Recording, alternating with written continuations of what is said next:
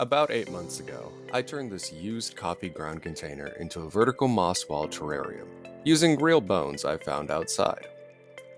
Adding bones to a terrarium is something rarely done in this hobby, but it's an extremely effective way to make a build stand out.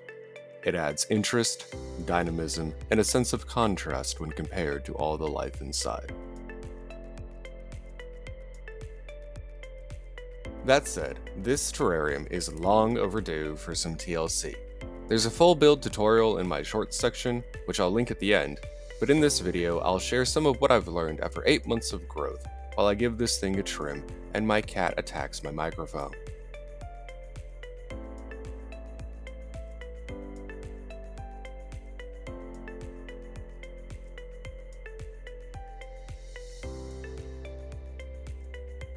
You would have noticed most of the plants are growing at an angle. That's because this setup is slightly offset from the light source. Plants will always grow towards the light, after all, so if you want straighter growth, make sure your lighting is centered. Down in the bottom corner, there's also a dead patch of moss. That's the area that gets the least amount of light, and in a vertical build like this, even a few inches can make a big difference in moss health. Since the bones were found outside, they still had a little residual tissue.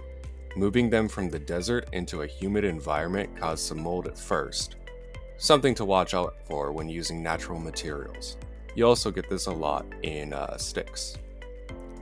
The springtails took care of the mold rather quickly, but if mold spreads too fast, it can overwhelm a terrarium before your cleanup crew can catch up. A few months after the original build, I added some fittonia for color and movement. It actually took multiple tries to get an unrooted cutting to stay in place without pinning it, but once it took off, it filled in quite nicely.